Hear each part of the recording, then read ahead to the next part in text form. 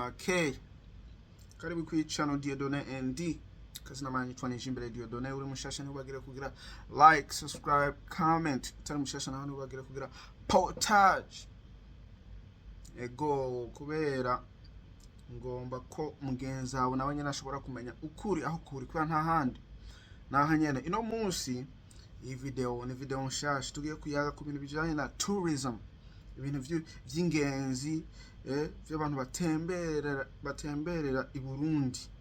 Hari video ndabonye kuri Instagram ya Visit Burundi, aka video keza cyane ndagize ashaka aka video mpaga ndagasangije nawe ego naka video keza kariko karamamaza ukerekana ukavuga kuntuze ya kwi company yitwa LOVIMAX, sinzi kari LOVIMAX or LOVIMAX, ihingura icayi cyo Burundi kubera bamenya yuko burya mu Burundi ikintu kiri export amadolari yinjirirako keshi kiri mu icayi urumva ni ikintu gikomeye. Rero iyi company ikora ibintu vyiza bikomeye.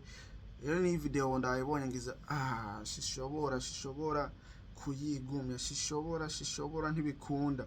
Ugiye kuraba ningaha kuri tourism au website ya Visit Burundi hari ibintu biriko biraba ngo Burundi Tourism Week guhera ku tariki 11 14 urumva byararenganye mugani umuntu wese ari mu mahanga ariko ara video akaba yifuza kugenda aho gutembera Burundi kubera burya biragoye kumenya ahantu utahazi aho kumenya aho ushobora gutembera heza utahazi. Visit Burundi is the place to be. Visit Burundi is the place to go. Nihone berekana washobora kugufashamo kugira plan yo kugenda mu Burundi hanyuma karaba ibintu bitandukanye ego.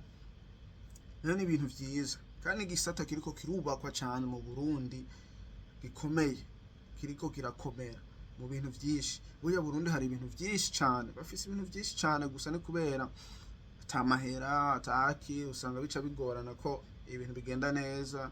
Mugani buke bizoza biragenda kugira bubake maze n'ahantu nyene abantu bashobora kuza baratembera baraba ibintu nyene bitandukanye ari ku ngoma ari nature ibintu vyinshi. Iyo video niyo ngiye ngomba ko turaba cyane iyo video naka video keza kameze neza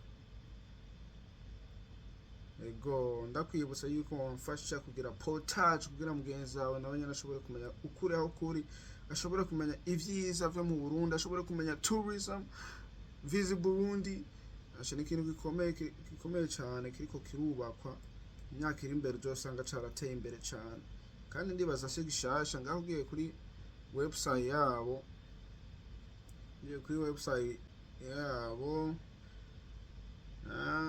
okay umuntu yayitanguje yitwa Bruce Niyonzima, CEO founder. Umva nawe yayitanguje kandi umujene man ego. Ndibaza niwe ndihenze murashobora kunkosora ngaho muri comment. Hanyuma ndabona na excellence General Major Mr. Evariste Ndayishimiye President w'u Burundi nawe nyene ngaho ndamubona.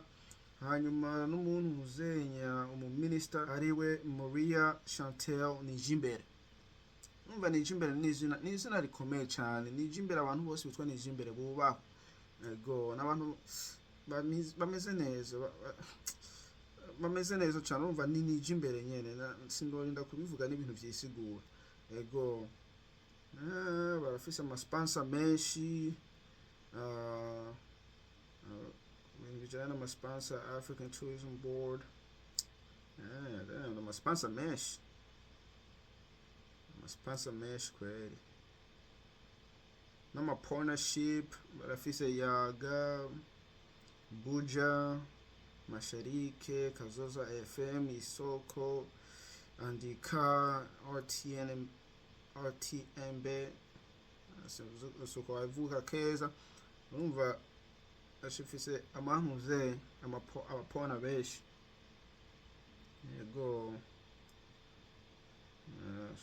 ibintu bikomeye rero ntatevye kubera ndibaza hari usanga waje kuraba ku ka video gusa mugari hinge turabe about visit Burundi. Okay, background. Where you from? They don't really talk about who they are. They talk about what's going on. Cyane bakora bavuga ibintu bijanye n'ivyo bariko barakora mu aka kanya ariyo tourism week ya December yo mu kwicumi na kabiri.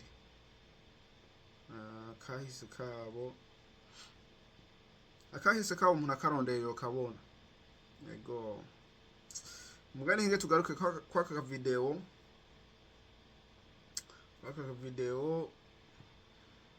Concerning the first tourism week, okay. Let's take this key stuff. That's not what I'm looking for. Program.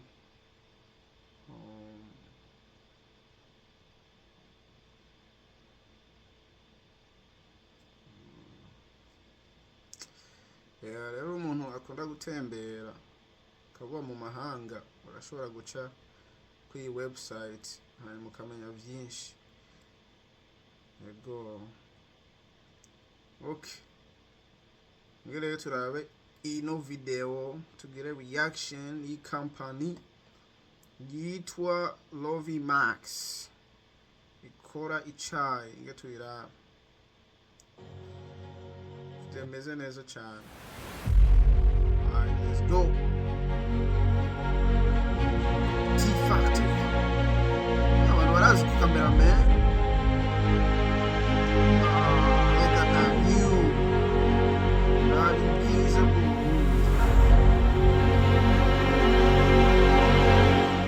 Oui, je m'appelle Victor Girukushaka. Je suis administrateur directeur général de la société Teicol LOVIMAX de Muramvya avec son usine LOVIMAX Tea Factory de Muramvya. Nous avons eu l'idée de créer cette société parce que nous sommes dans une région de théiculture par excellence.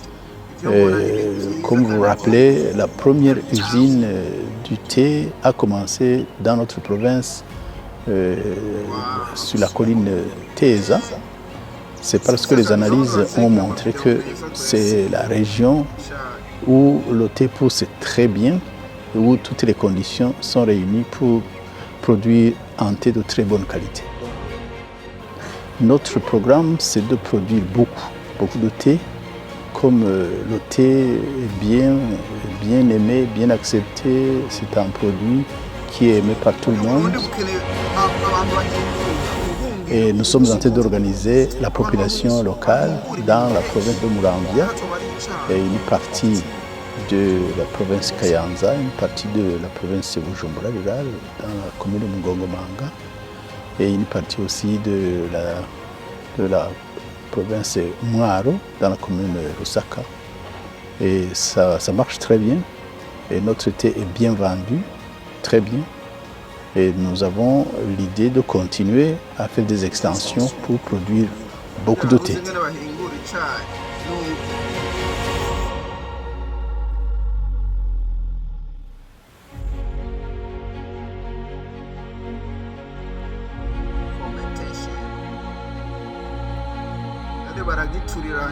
Et là, c'est un impact économique très visible à côté de la création de beaucoup d'emplois. Donc, l'impact est très visible maintenant. D'abord, l'apport de devises, la création d'emplois, l'impact socio-économique dans la région environnante, la création de beaucoup d'emplois. Ça fait beaucoup d'éléments importants dans la région du projet. Et notre souhait, c'est de faire des extensions un peu partout là où c'est possible.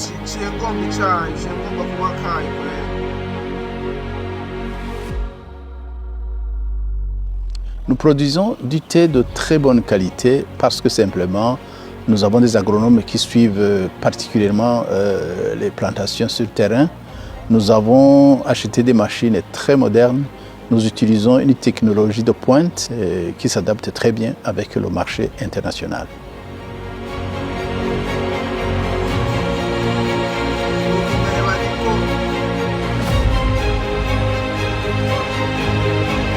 Notre vision, c'est que notre thé soit vendu dans le monde entier et de produits d'une meilleure qualité qui soit vraiment accepté par tout le monde. Et cela est déjà une réalité maintenant. Et les objectifs, c'est d'agrandir le terrain, de produire une grande quantité de thé et de bonne qualité et inonder le marché international.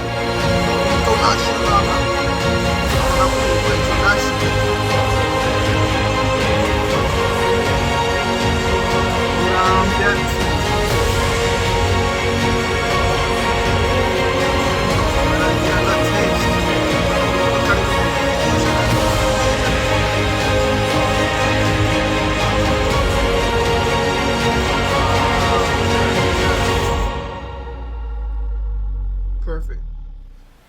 Man. What in it is?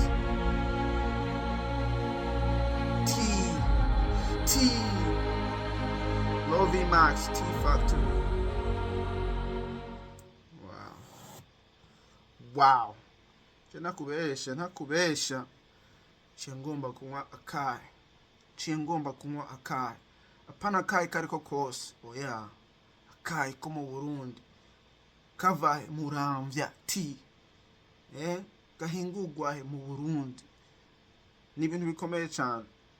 Ego, iyi video ndayibonye kuri Instagram, kuri Visit Burundi, ariyo company yawo igisata kijejwe no gukora ku bintu bijanye na tourism. Uri umuntu agomba gutembera Burundi, utazi ugenda niyuva cangaho ubagufashemwo uraba Burundi, visa by'u Burundi, usanga ari ibintu vyiza cyane. Ego, na tea urumva ni ikintu gikomeye cyane mu Burundi. Cinjiza ngo amadevize niko yanye ntashoboye kwitabura kubera n'igifaransa. Je nta gifaransa nzi, mvuga ikirundi kubera ndi umurundi. Ego, nagira ISHIMO KUBA UMURINDI, ukunde vy'iwacu buke iterambere rizodushikako kandi riri kumwe natwe, gusa ni kubera abantu bamwe batarabitahura. Ego, akavideo karaka kimba wagakunze ugire like, ukagire potage kugira nawo na mugenzi ashobore kumenya ukuri aho ukuri. Oya ndovuga ashobore kumenya ivyiza, ashobore kumenya LOVIMAX Tea, ashobore kumenya Visit Burundi. Abantu benshi barahazi mugani, hari umugenzi wawe adashobora kuba azi Visit Burundi, ashobora kuba atazi LOVIMAX kubana jo nubwa mbere ndumvise company, wasanga hariho n'andi ma company. Urumva, gira potage kugira nabonye ashobore kumenya ivyiza aho biri. Ego, aka video karaka tuzosubira kubona niyo twabonana.